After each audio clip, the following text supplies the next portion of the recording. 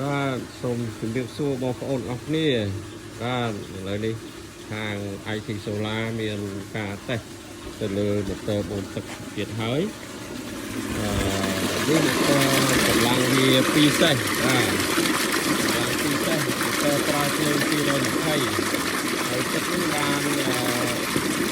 ឯកសាររបស់ motor នេះបាន12 ម៉ែត្រគីបបាទ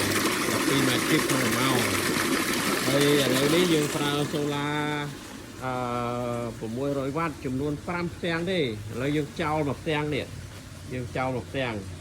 ឥឡូវយើងដាក់តែ5ផ្ទាំងទេបាទហើយយើងប្រើនេះជាមួយនឹង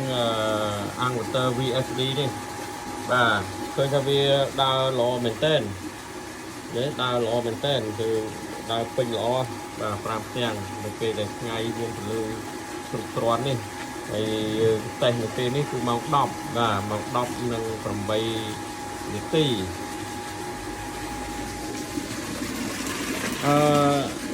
Angleter នេះនិយាយទៅវាពពួកនេះវាពាក់ព័ន្ធនឹងបញ្ហាសេតបើយើងសេតត្រូវគឺថាវាដើរល្អឥឡូវនេះគឺវាមេឃវារៀងសន្ទុំបន្តិចបាទវារៀងសន្ទុំបន្តិចក៏វានៅតែបងគាត់បើដែរណាក៏នៅតែមានដំណើរការព្រោះពពួកAngleterប្រភេទនេះបើសេតមិនត្រូវឲ្យតែភ្លើងឲ្យតែពលឺថ្ងៃយើងធ្លាក់ចុះទៅគឺវាបាត់ហើយប៉ុន្តែនេះគឺអត់អីទេយើងសេតវាត្រូវកម្មវិធីហ្នឹងយើងសេតវាត្រូវអញ្ចឹងទោះបីជាវាថ្ងៃវាអត់សូវមានទេឥឡូវយើងប្រើ5ផ្ទាំងណាឥឡូវថ្ងៃវាអត់សូវមានទេហ្នឹងហើយថ្ងៃនេះពពកបាំងណាពពកបាំងឥឡូវយើងទៅមើល motor បាទ motor មើលតែបូមបាទបូមល្អមែនទែនហ្នឹងហើយអញ្ចឹងបើសិនជាបងប្អូនមានចំណាប់អារម្មណ៍ថ្ងៃសូមចាក់ចូលមកហើយចង់ដឹងយ៉ាងទៀតក៏អាចសាកចូលបានសូមអរគុណ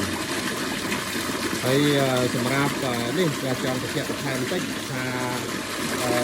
បើសិនជា2សេសនេះគឺយើងដាក់6ផ្ទាំងវារឹតតែល្អទៀតបាទប៉ុន្តែយើងតេស្តមិញនេះគឺតេស្ត5ផ្ទាំងនេះតេស្ត5ផ្ទាំងបាទហ្នឹងហើយជាចុងក្រោយសូម